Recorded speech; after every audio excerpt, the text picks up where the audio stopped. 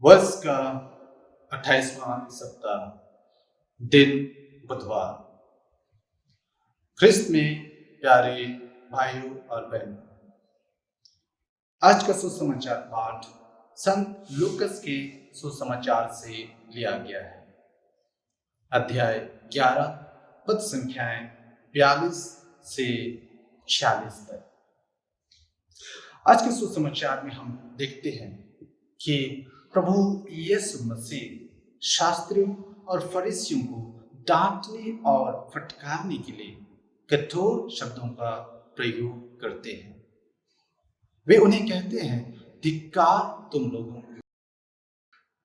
वे इसलिए उन्हें ऐसा कहते हैं क्योंकि शास्त्री और फरीसी उनके जो धर्म की परंपराएं थी वह ईश्वर की प्रेरणा और ईश्वर के प्रेम से नहीं आती थी, और ऐसा उनके साथ इसलिए होता था क्योंकि वे ईश्वर के वचनों को सुनने में असमर्थ थे।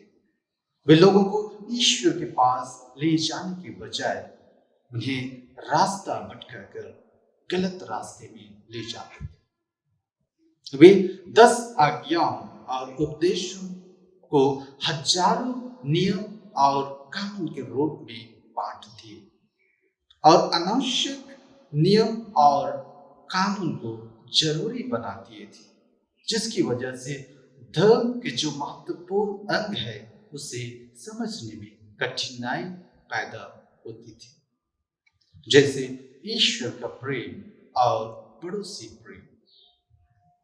फरीसी और शास्त्री लोगों को ईश्वर के पास ले जाने के बजाय उन्हें पाखंडता की ओर ले जाते थे।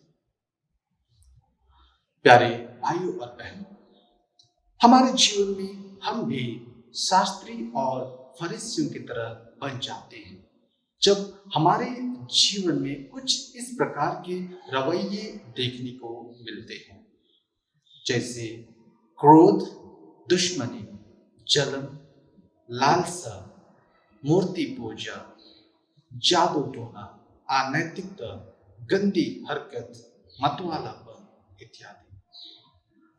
वास्तव में जब प्रभु यीशु मसीह शास्त्रियों और फरीसियों को डांटते और फटकारते हैं, तब वे 2 आज्ञाएं, ईश्वर का प्रेम और पड़ोसी प्रेम, उनके सार को दिखाते हैं। ईश्वर प्रेम है और ईश्वर अपने प्यार की खातिर हम सबों के लिए सब कुछ करते हैं। प्यार बलिदान है और ईश्वर का प्रेम और पड़ोसी प्रेम दोनों दूसरों के बोझ को हल्का करते हैं। ख्रिस्त में प्यारे भाइयों और बहनों, एक कहानी है एक गोताखोर और उसके कभी ना भूलने वाले अनुभव के बारे में। वह जवान लड़का एक नास्तिक के रूप में पला बढ़ा था। वह एक अविश्वासी था, ईश्वर में विश्वास नहीं करता। वह ओलंपिक में भाग लेने के लिए अभ्यास कर रहा था। उनके जीवन में धर्म का प्रभाव सिर्फ उसके एक ख्रिस्तीय दोस्त का था, जो उनको धर्म और ईश्वर के बारे में बताया करता था। वह जवान गोताखोर अपने दोस्त की बातों को सुनता जरूर था, लेकिन उनकी बातों पर ध्यान नहीं देता। एक शाम को करीबन 10 बजे वह अपनी कॉलेज के कंपाउंड में जो स्विमिंग पूल था वहां अभ्यास करने के लिए गया, और जब वह वहां पहुंचा तो लाइट बंद थी, लेकिन खुले आसमान और चंद्रमा के प्रकाश के कारण वहां प्रकाश इतनी थी कि वह आसानी से अभ्यास कर सकता था। वह स्विमिंग पूल में कूदने के लिए डाइविंग बोर्ड के ऊपर चढ़ गया और डाइविंग बोर्ड के छोर में जाकर वह कूदने के लिए तैयारी करने लगा। वह अपने हाथ को फैलाकर दीवार की ओर मुड़ गया, और जब दीवार की ओर देखा तब उसे अपनी परछाई दिखाई दी। और उसकी शरीर की जो परछाई थी वह क्रूस के आकार की थी।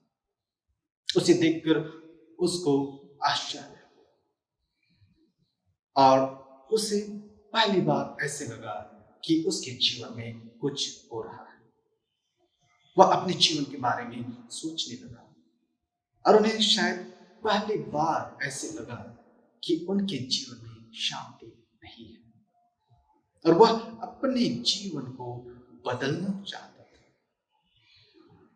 शाम के 10 बजे इस प्रकार का अनुभव उसके लिए बिल्कुल अजीब लग रहा था।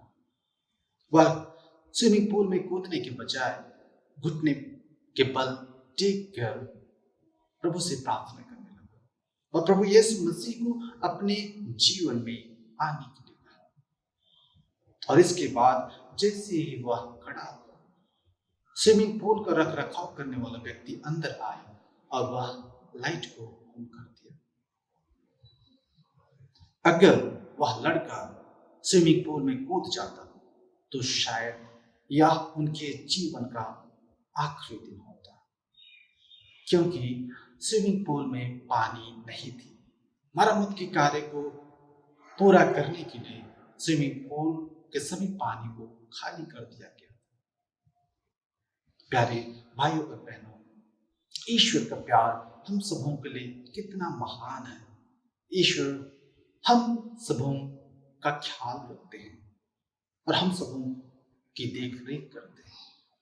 ईश्वर ने उस जवान गोताखोर को इतनी जल्दी जाने नहीं दिया, क्योंकि ईश्वर उनको बेइंतहा प्यार करते थे। ईश्वर का प्यार उनके लिए महान और प्रभावशाली था। उस लड़के के अविश्वास से कई गुना ज्यादा बढ़कर ईश्वर का प्यार उनके लिए था। ईश्वर का यही महान प्यार हम सबों के लिए भी है और इसलिए चलिए आज हम ईश्वर से विशेष रूप से प्रार्थना करें उनकी आशीष और कृपा के लिए, ताकि हम अपने जीवन को शास्त्रियों और फरीसियों की तरह ना जिए, दिखावे के जीवन को ना जिए, पाखंडता के जीवन को ना जिए, बल्कि हम ईश्वर के प्रेम के साक्षी बने और ईश्वर की प्रेम को दूसरों तक भी पहुंचाएं, दूसरों के साथ भी बांटें। आमीन।